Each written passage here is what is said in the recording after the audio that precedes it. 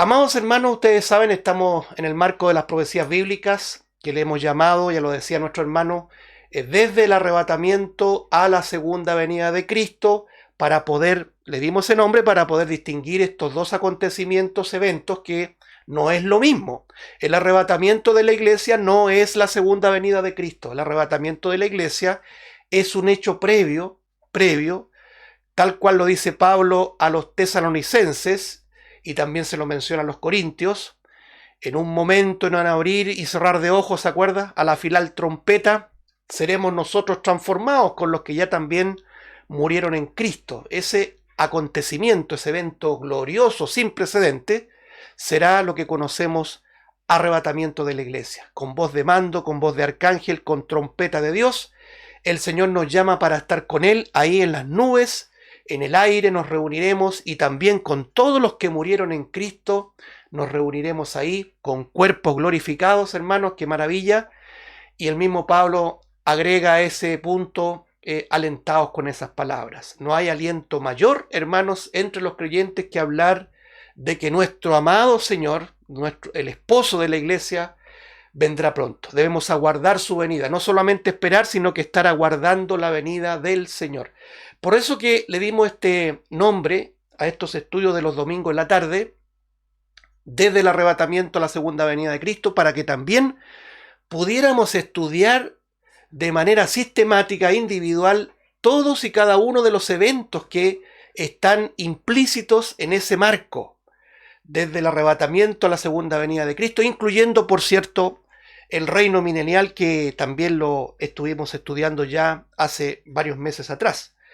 Por el momento, amados hermanos, estamos detenidos acá en las 70 semanas, la profecía de las 70 semanas que el Señor le revela a través del ángel Gabriel al profeta Daniel. Gabriel es usado por Dios para revelarle esta tremenda profecía que está ubicada aquí. Yo sé que quizá usted ya tiene abierta su Biblia, en Daniel capítulo 9, verso 24 al 27, donde se revela que hay una cota, un límite de tiempo determinado para la restauración final y plena del pueblo de Dios, el pueblo terrenal de Dios que se llama Israel. El primer comentario, y que siempre lo hemos puesto en alto para que no se nos olvide, esto no debe ser interpretado de manera alegórica cuando habla de un pueblo específico y de una ciudad específica, ¿ya? Daniel 9:24 dice: 70 semanas están determinadas sobre tu pueblo y sobre tu santa ciudad. Ese pueblo es Israel y la santa ciudad es Jerusalén. ¿Por qué es importante ese preliminar, hermanos? Para que sigamos leyendo y entendiendo todas las implicaciones que tiene hablar de Israel y hablar de Jerusalén. Nosotros, como creyentes, no somos Israel, no somos Jerusalén, no somos hijos de Jacob. Somos hijos de Dios, somos la iglesia, somos un pueblo espiritual, un pueblo que no estaba limitado a un linaje. Por eso que Pablo enseña, y ahí se malinterpreta, ya no hay judío ni griego. En conceptos de redención no hay linaje que pueda tener la exclusividad de salvación. No obstante, y quiero hacer este énfasis, no obstante, hay un pacto, una promesa de Dios con un pueblo específico que se llama Israel, y eso no lo podemos negar. Cuando leemos Deuteronomio, ¿no es cierto? Él dice, el Señor, que cogió a este pueblo para hacerlo un pueblo especial. Es un pueblo especial llamado Israel y una ciudad especial que se llama Jerusalén. Este preliminar tiene que ver con lo que estamos estudiando ahora. No me quiero detener mucho en el resumen, pero en el versículo 26, donde estamos detenidos, dice que después de las 62 semanas se quitará la vida al Mesías, mas no por sí. Y el pueblo de un príncipe que ha de venir destruirá la ciudad y el santuario. Note ahí dos elementos importantes, que los separemos y los meditemos de manera particular. Destruirá la ciudad y el santuario, y su fin será con inundación hasta el fin de la guerra. Durarán las devastaciones. El Señor nos ayude a seguir estudiando esto, hermano, porque es bien contundente. Es importante primero señalar y recordar que estas 70 semanas son semanas de años, ¿ya? Es decir, cada semana equivale a una serie de 7 años. Ya lo estudiamos en su oportunidad y lo vamos a retomar a partir del versículo 27. Lo vamos a recordar todo lo que hemos pasado respecto a las equivalencias numéricas. Es necesario para el versículo 27, pero mientras tanto voy a resumir estos años, ¿cierto?, que equivalen a 70 semanas. Son 490 años. Es decir, Dios le revela a Daniel que en el marco de 490 años Israel será restaurado. Ahora la pregunta es, Israel como tal, como pueblo terrenal, en un concepto étnico especial, una etnia, una raza, por decir así, especial, escogida por Dios. Pregunto, ¿ha sido restaurada plenamente? Literalmente, absolutamente no. Por eso que muchos interpretan que esto se cumple en la iglesia. La iglesia es la Israel de Dios, la iglesia es la Israel espiritual, dicen ellos. Pero esa es una alegoría, esa es una interpretación alegórica, no autorizada por las reglas, ¿no es cierto?, que determinan la lectura natural y sana de las Escrituras. Siempre quiero detenerme en eso, hermano, hacer un llamado. Cuando usted lea la Biblia, ponga como base la literalidad de la Escritura. Es decir, lo que dice, usted tiene que creerlo. Si no está muy claro lo que usted está leyendo, aplique la segunda regla de interpretación, que se llama la gramática. Es muy importante la gramática. Si aún así no hay claridad, aplique la tercera regla de interpretación, que es la histórica. Hablar del contexto histórico y del contexto cultural le permite entender algunos detalles que son difíciles asumirlos o asimilarlos de manera literal. Y si aún así no hay claridad con esos tres aspectos, es decir, literal, gramatical, histórico, aplique la cuarta regla de interpretación, que es la correlación. ¿Qué significa correlación? Que llevamos un pasaje, a lo mejor no muy poco claro, ¿cierto? No muy claro, lo llevamos a todos los textos que hablan del mismo tema, para poder sacar una conclusión que armonice, amados hermanos. Nunca la interpretación debe chocar, debe tener confrontaciones. Por lo tanto, estas semanas son literales, y este pueblo específico es Israel, es un pueblo literal, y una ciudad específica es Jerusalén.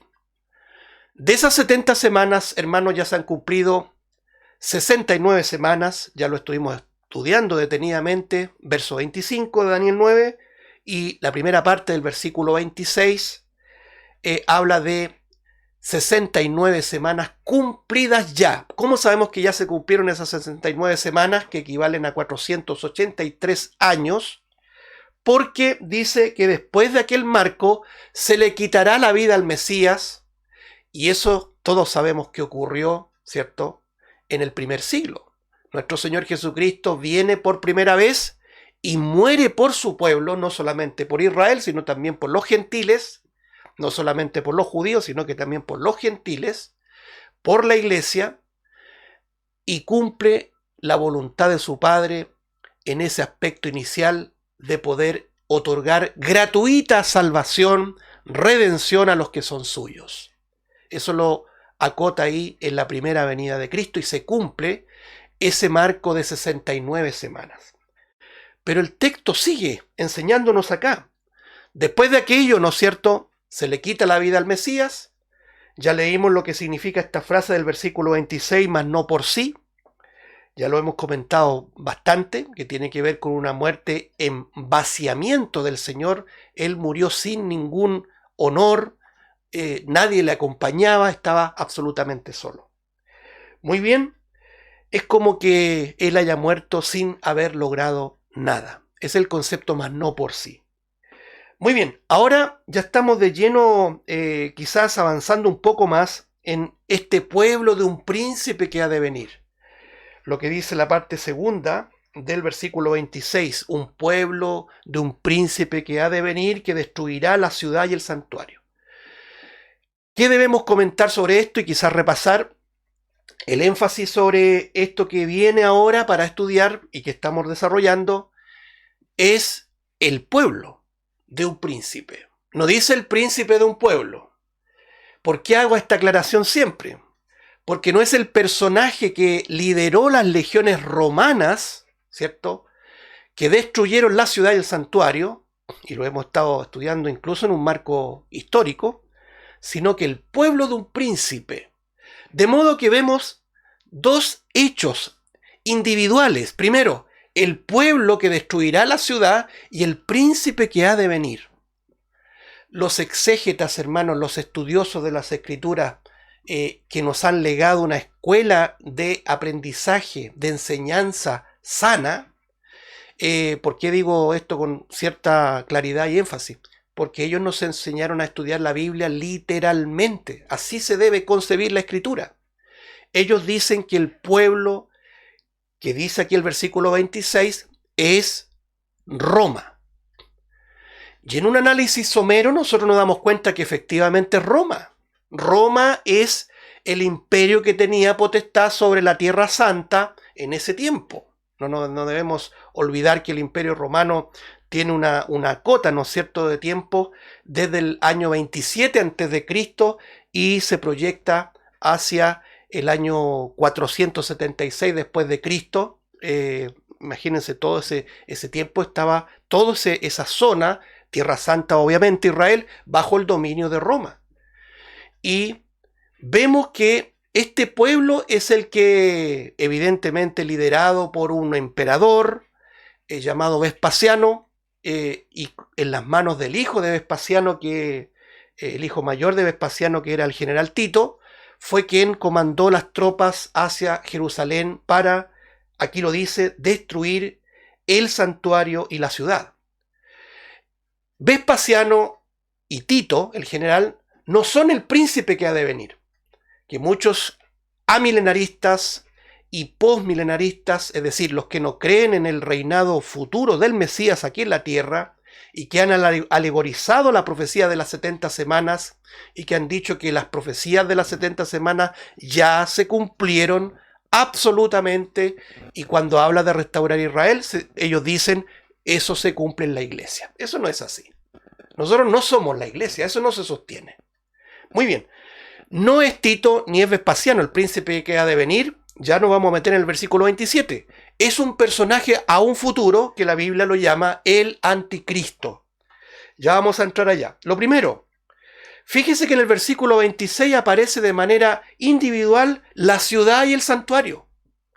Si algo no debemos olvidar, hermano, que las 70 semanas revelan la reconstrucción de la ciudad y también implícitamente el santuario, porque Jerusalén, la gloria de Jerusalén es el santuario, es el templo.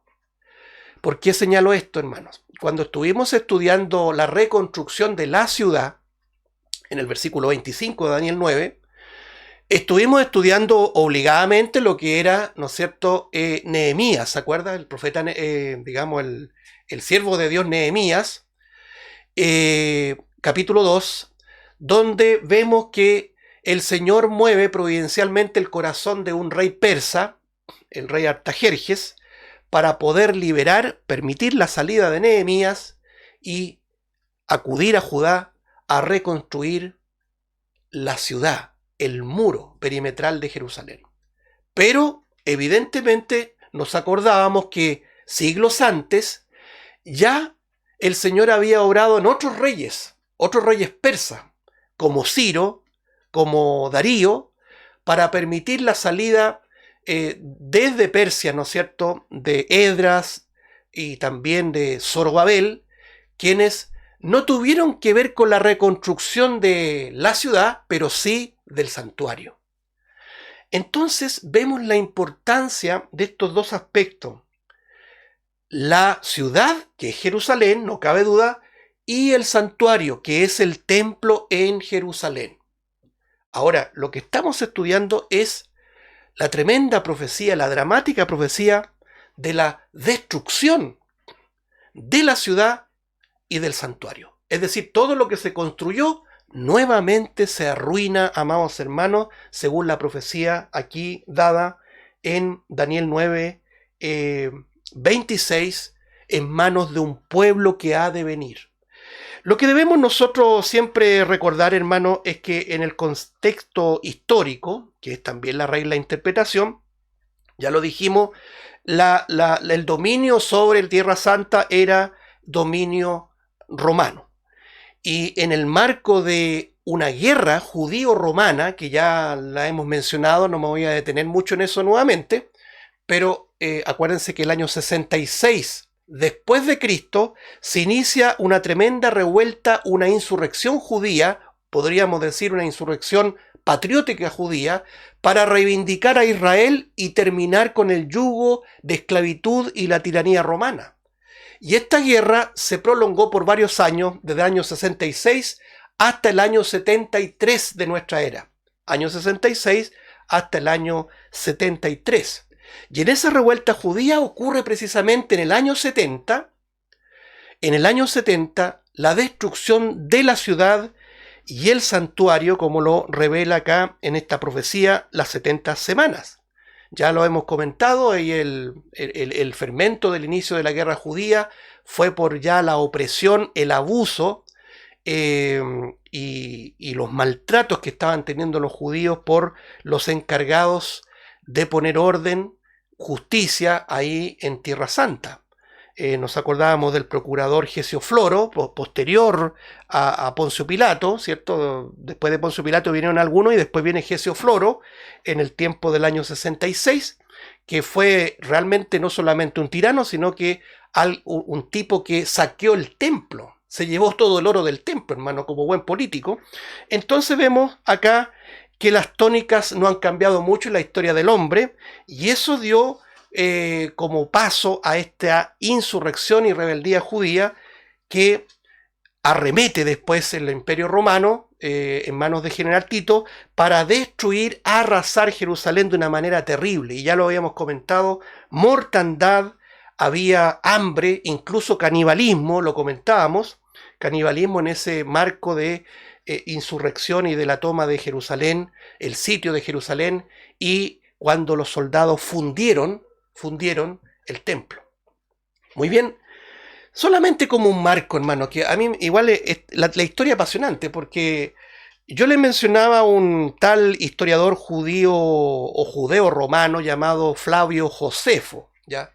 Tenía título romano porque Josefo fue un judío nacionalista, por decir así, patriótico, que incluso estuvo practicando, participante activo en la insurrección judía, la insurrección o rebelión o como quieran llamarlo, la guerra patriota judía, pero después, al cabo de unos años, como se dice en Chile, se dio vuelta la chaqueta y se pasó al bando contrario. Para los judíos fue un gran traidor este Josefo. ¿Y por qué comento esto? Para darle un marco final. Porque Josefo en sus escritos pone en alto a Tito, lo pone en alto y le resta responsabilidad en las atrocidades que hicieron sus soldados. Pero hay otros historiadores que niegan tal aseveración y tiene que ver con lo que hoy día mismo también vemos. Cuando vemos una prensa, vemos periodistas que son de un color y de otro y evidentemente van a hablar de una manera de un político y de otra manera de otro político, de la manera más natural que ocurre ahora en el mundo. Así también Josefo escribió lo más lindo de Tito, pero hay otros escritos dramáticos que hablan de un Tito tirano, avasallador, que él decía, hay que destruir no solamente la ciudad, sino que extirpar la religión judía, y con eso también pasamos a llevar, decía él, a los cristianos. Entonces, tenemos que tratar de siempre ser objetivo y presentar la historia de manera objetiva. Muy bien.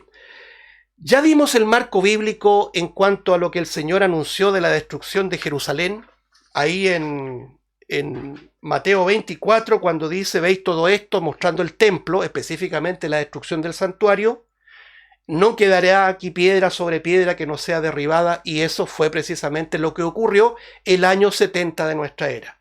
Pero ya previamente el Señor había sentenciado a Jerusalén como un duro castigo a Israel, a su propio pueblo, porque el Señor dice al que ama disciplina, y se destruyó la ciudad de manera terrible. Por eso que él lamenta ahí en Mateo 23:37, Jerusalén, Jerusalén, que matas a los profetas y apedreas a los que te son enviados. ¿Cuántas veces, dice, quise juntar a tus hijos como la gallina junta sus polluelos debajo de las alas y no quisiste? Versículo 38, he aquí vuestra casa os es dejada desierta. Versículo 39, porque os digo que desde ahora no me veréis hasta el día que digáis, bendito el que viene en el nombre del Señor. ¿Cuándo va a ocurrir eso?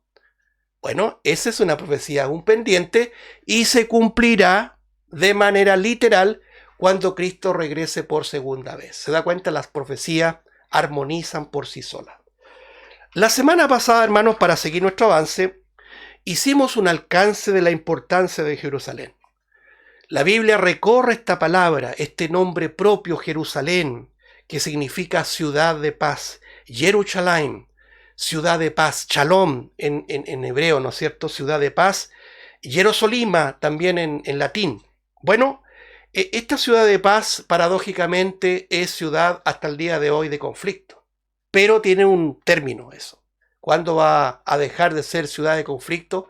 Cuando nuestro Señor Jesucristo, el príncipe de paz, según lo relata Isaías, un título de nuestro Señor Jesucristo es precisamente príncipe de paz, será quien pondrá paz precisamente ahí sin ser redundante, en la ciudad de paz que se llama Jerusalén. La importancia de Jerusalén es indudable en las Escrituras, hermanos, porque vemos que es la ciudad del gran rey.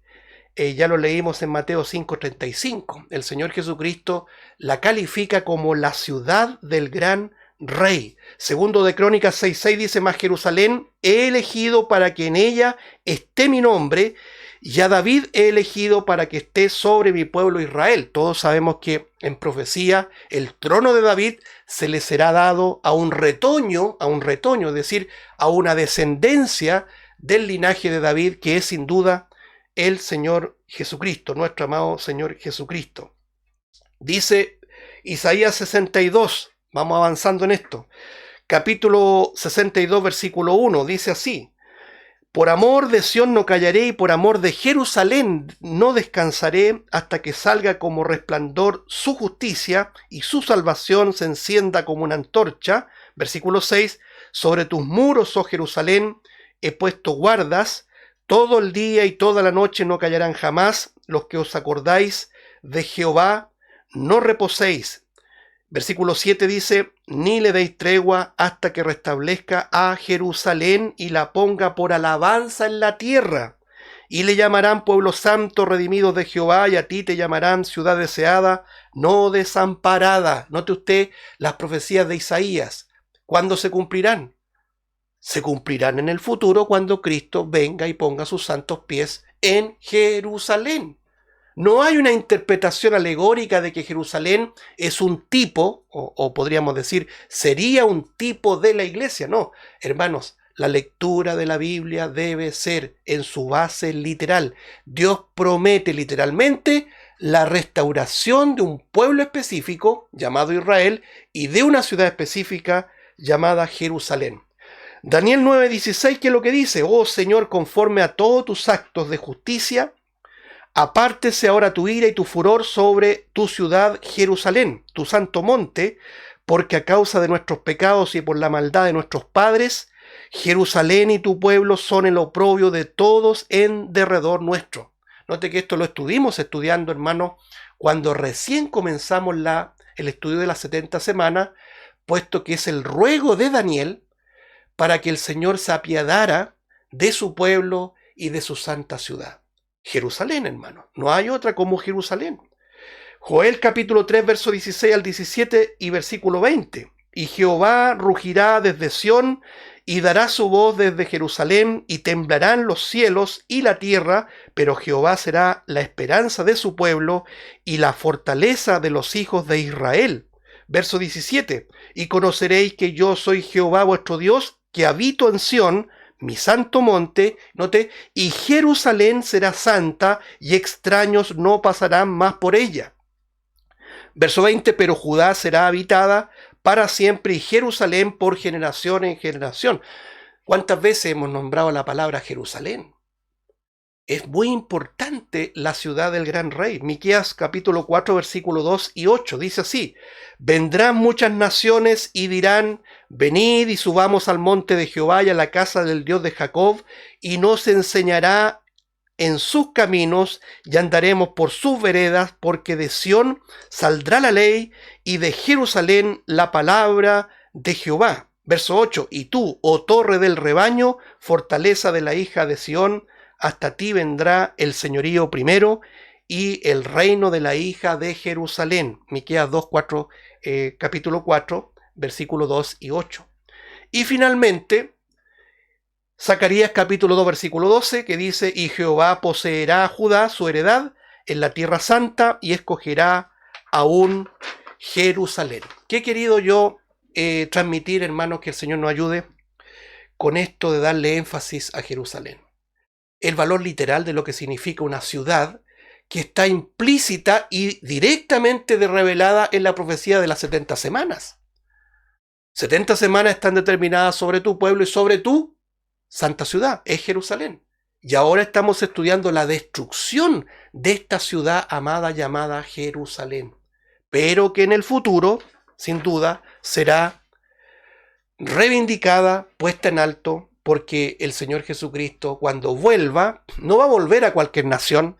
Él va a volver a su tierra amada, a su tierra santa, que Él soberanamente ha escogido y que, para rezongo de muchos antisemitas, se llama Israel, hermanos. Israel es el pueblo de Dios, no cabe ninguna duda. Entonces, hemos visto, hermanos, lo que significa la destrucción de la ciudad. Hemos visto el marco histórico, pero quiero solamente señalar un aspecto también histórico del templo de Jerusalén, porque todos debemos recordar, hermanos, que el Señor Jesucristo es la cristalización, por decir así, del deseo de Dios, que es siempre habitar entre su pueblo. Mateo 18:20 dice: donde hay 2 o 3 congregados en mi nombre, ¿qué dice? He aquí yo estoy, ¿dónde? En medio de ellos, no sobre ellos, no lejos de ellos, en medio de ellos. Hay una profundidad en el nombre Emanuel. Emanuel significa Dios con nosotros. Así lo profetizaba Isaías: y llamará su nombre Emanuel, que significa Dios con nosotros. Entonces el deseo de Dios siempre ha sido habitar entre su pueblo. Todos sabemos que el pecado lo arruinó todo. Obviamente, dentro del marco de la soberanía de Dios, Dios ha permitido todo esto porque es parte de su plan soberano y eterno. Esto no es circunstancial. Cuando digo se arruinó todo, porque es parte del aspecto negativo que nosotros tenemos que hacernos responsables, que es el pecado. El pecado nos separó de Dios. Pero cuando el Señor pacta con un pueblo específico, cuando el Señor escoge un pueblo específico, mejor dicho, llamado Israel, y su intermediario llamado Moisés, voy a situarme ahí nomás porque podríamos partir de Abraham, pero en honor al tiempo quiero circunscribirme ahí a Israel y Moisés. Escoge a Moisés como intermediario entre él y el pueblo, y lo primero que hace después que los liberó de Egipto, ¿no es cierto?, les dio la victoria frente a Faraón y los pone en ese tránsito peregrino hacia la tierra prometida, les obliga a construir un santuario. ¿Se acuerda? El santuario o tabernáculo es la manera más clara de entender al Emanuel, el concepto de Emanuel, Dios en medio de su pueblo. Si nosotros hacemos un ejercicio básico de lo que es el tabernáculo, imagínense ustedes mirando de fondo así, o de lejos así, en una perspectiva amplia, lo que eran las tribus de Israel. Usted veía al santuario en medio del pueblo de Israel. El santuario en medio, el tabernáculo, rodeándolo todas las tribus de Israel. Ese es el concepto de estar en medio de su pueblo. Pero ese tabernáculo era un tabernáculo evidentemente itinerante, era portátil, era peregrino.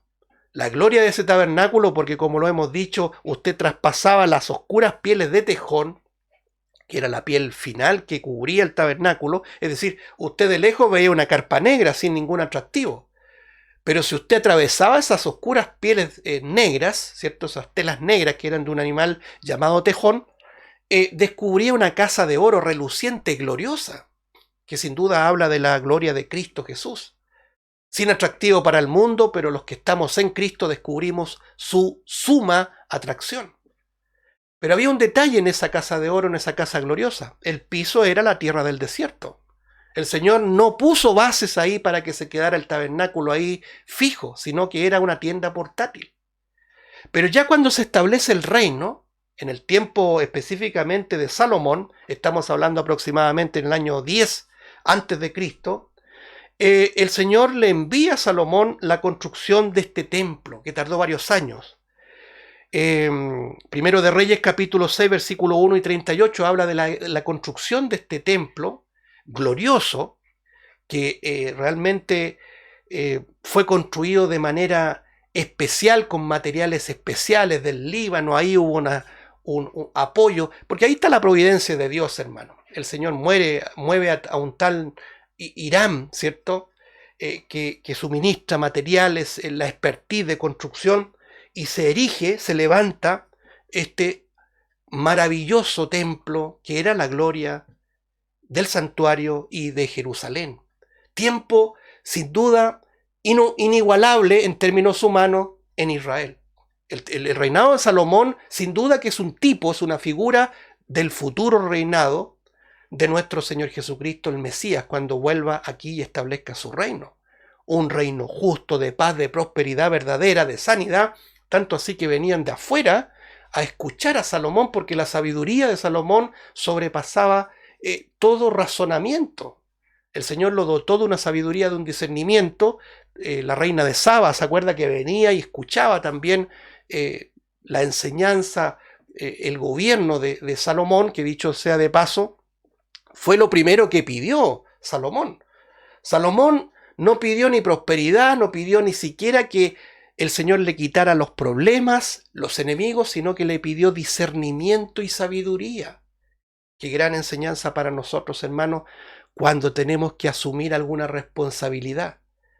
Cuando tú tengas que asumir una responsabilidad, por ejemplo, te vas a casar, no le pidas prosperidad, trabajo, primero pídele al Señor sabiduría y discernimiento. Sin eso tú no puedes administrar absolutamente nada. Vas a tener un nuevo trabajo, antes de pedirle buen sueldo y todo esto, pídele al Señor sabiduría y discernimiento.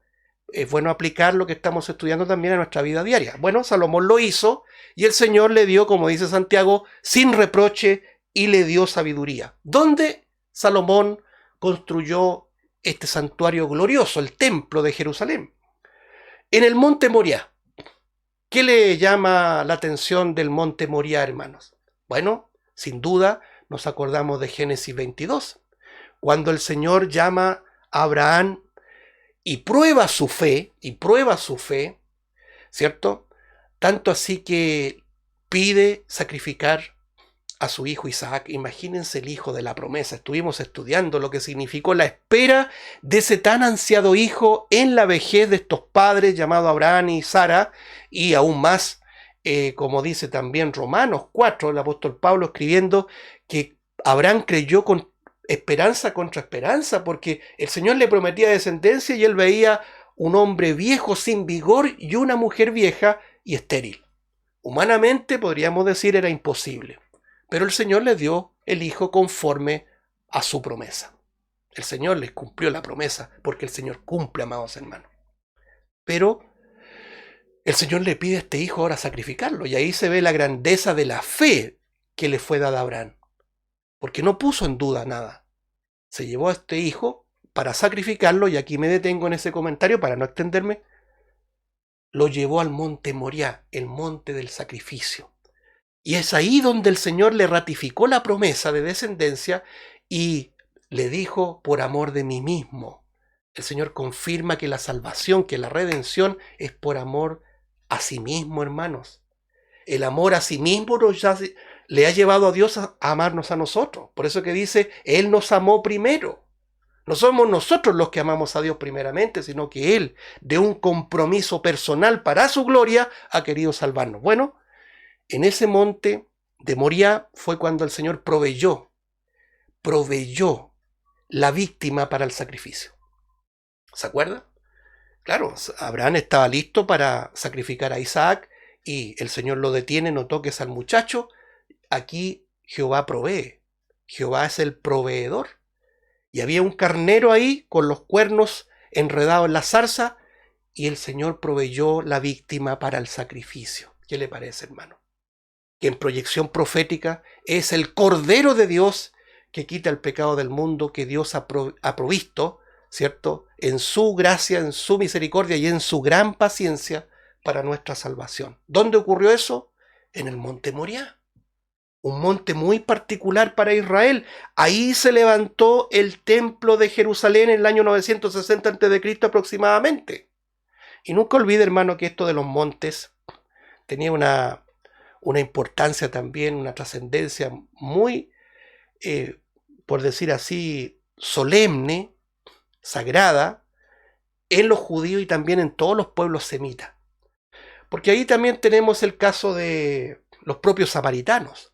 Yo me acuerdo cuando el Señor hablaba con la mujer samaritana, ¿se acuerdan? En Juan capítulo 4, verso 20 al 21, hablaba con la mujer samaritana y la mujer samaritana, usted lea atentamente eso, no nos vamos a meter de frente en eso porque no es nuestro tema, pero el Señor lo primero que enfrenta en el Evangelio, nos enseña a nosotros, es el asunto del pecado. Y cuando le dice el Señor a la mujer samaritana, el hombre que tú tienes ahora no es tu marido. Y la mujer, claro, para evadir la responsabilidad y entrar en temas tan escabrosos que nadie quiere asumir, porque el Evangelio se ha transformado en una especie de taza de leche, amémonos nomás, hermanos, no importa. No, hermano, el amor de Dios no se goza en la injusticia, se goza en la verdad. El Evangelio lo primero que hace es descubrir y desnudar nuestro pecado. Y ese será un ejercicio de toda nuestra vida. Me empiezo a apasionar en el tema, hermanos, pero quiero centrarme en el punto que nos convoca en el estudio de hoy. La mujer samaritana le dice, ustedes adoran en ese monte, que es el monte Moriah, y nosotros adoramos en este monte, que era el monte Gerizim. Acuérdense que los samaritanos formaron su propio culto, se mezclaron, no solamente era una raza híbrida, sino que fue un culto híbrido. Híbrido significa mezclado, entre lo pagano y lo santo. Ese fue el reino del norte, ahí en Samaria. Y que, dicho de paso, los judíos odiaban a los samaritanos, los judíos no los pasaban. Y para ser justo, entre ellos no se trataban. Pero quiero enfatizar eso, el monte Moriah, donde ahora luce la flamante cúpula de la roca, la mezquita, que es un lugar de los musulmanes, pero que creemos será reconstruido en el futuro. El templo será reconstruido. Usted dirá, pero ¿cómo? ¿Cómo lo van a lograr? Bueno, el Señor lo promete y el Señor va a cumplir.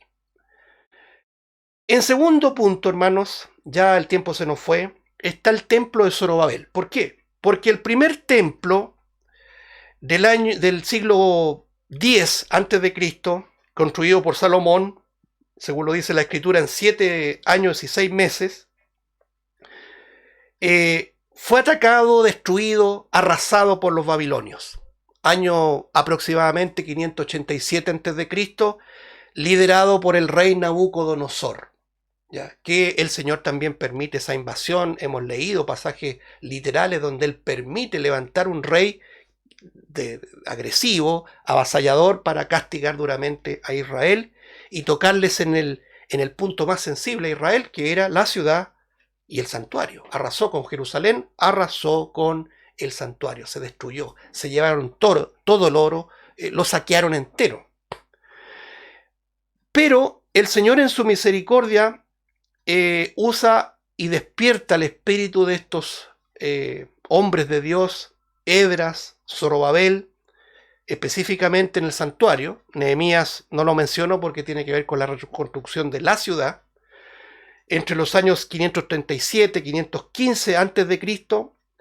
se reconstruye el templo, un templo que fue de menor envergadura que el de Salomón, ¿ya? Pero era funcional, permitía reanudar el sacrificio, el culto de Israel. Pero posteriormente, como todos sabemos, ya después nos vamos a meter en este tema del anticristo y del cuerno pequeño, ya en las próximas reuniones, si el Señor no ha regresado, fue atacado, destruido, arrasado también por el imperio seleucida, que se le conoce, en manos de un sirio llamado Antíoco IV, que es el conocidísimo Antíoco Epífanes. Este es un término griego, el Epífanes, ¿ya? Que traducido podríamos decir Dios manifestado, Dios glorioso. Acuérdense de la palabra epifanía que una vez mencionamos. El concepto de la venida de Cristo tiene dos palabras griegas. Una es parusía, que tiene que ver con presencia. Cuando Él vuelva, se va a manifestar presencialmente, parusía, como lo dice Mateo 24 y otros pasajes, pero además hace una mención de un asomo, de una presencia gloriosa, es decir, una epifanía. De ahí proviene este término Epifanes de Antíoco. Acuérdense que posterior a, ya lo vamos a mencionar creo que la próxima semana porque se nos fue, posterior al imperio greco-macedónico de Alejandro Magno o Alejandro el Grande, este líder militar que ha sido alabado incluso por estrategas militares de contemporáneos, podríamos decir, fue un gran ejemplo para Napoleón inclusive y para otros avasalladores e invasores. Después que cayó el imperio greco-macedónico, se levantó el imperio seleucida, que era una especie de mezcla de todos los pueblos, ¿no es cierto?, del imperio sirio, y que tuvo el dominio de Tierra Santa. Y uno de sus reyes fue precisamente este Antíoco Epífanes, que en ese odio acérrimo contra Israel arremete contra Jerusalén, destruye el templo, arrasa con el templo, y el templo queda hecho ruinas. Y para terminar, lo menciono nomás porque ya el tiempo se nos fue con creces. Después ya en los años casi ya llegando al año cero, por decir así, para que se entienda, en la recta del tiempo, entre los años 20 en adelante antes de Cristo, Herodes comenzó la reconstrucción, o mejor dicho, la refacción de este segundo templo, ¿ya? Que es el templo de Zorobabel, que fue un poquito más acabado que el que hizo Zorobabel, el que lideró Zorobabel, y que es el templo que se destruye, ¿cierto?, el año 70, por los romanos, por este pueblo que dice Daniel 9:26, atacado, destruido por los romanos en el año 70. De modo que vemos dos templos, hermano, el de Salomón y el de Zorobabel, reconstruido después con Herodes. ¿Dónde? Ahí en la explanada, en el monte Moriah, y que ahora no existe, pero que creemos, hermano, el Señor va a permitir su reconstrucción. Yo creo que la gente va a quedar asombrada, la mezquita tiene que salir de ahí y tiene que levantarse el templo de Jerusalén, el tercer templo. Hace muchos años, hermano, y con esto termino, disculpe que le haya tomado más minutos, pero hace muchos años ya nos hemos enterado, yo diría décadas, es que está todo listo, hermanos. Hay levitas preparados, están las vestiduras sacerdotales, están los utensilios, están las vacas con una raza especial que era la becerra, ¿se acuerdan lo que dice Hebreo? La becerra, la vaca alazana, que era una raza especial. Está todo listo para reanudar el sacrificio en Jerusalén. Una vez que la iglesia sea arrebatada, hermanos, que creemos será muy pronto, comenzará a reconstruirse ese santuario en ese pacto que el anticristo va a firmar con el pueblo de Dios, el pueblo de Israel. El Señor bendiga su palabra. Vamos a orar. Padre Celestial, te damos gracias por tu palabra, por estas profecías que realmente son apasionantes, Señor. Gracias porque el panorama está claro. Gracias porque nos has enseñado de que lo que estamos viviendo en este tiempo es un tiempo malo, es un tiempo de apostasía, de engaño, como Pablo lo ratifica cual apóstol, tiempos difíciles y peligrosos. Gracias, Padre, porque eso nos permite estar tranquilos. A pesar de que humanamente nos afanamos, nos llenamos de temores, pero acudimos a tu palabra y nos aclara de que es parte de lo que debe ocurrir. Pero lo que va a ocurrir en el futuro para nosotros es realmente glorioso, que nos llena de gozo, nos llena de alegría, una alegría rebosante, Señor. porque serán días en que seremos sacados de este mundo y estaremos para siempre jamás con una vida eterna. Y deseamos, Señor, deseamos en lo humano, que es parte también de nuestros temores, que en esa estadía gloriosa y eterna estemos con los que tú nos has dado y que amamos, Señor. Padre Santo, para que tú abras el corazón de aquellos que resisten la verdad y que ahora les amamos y quisiéramos verlos allí. Te suplicamos todo esto en los méritos de Cristo Jesús. Amén.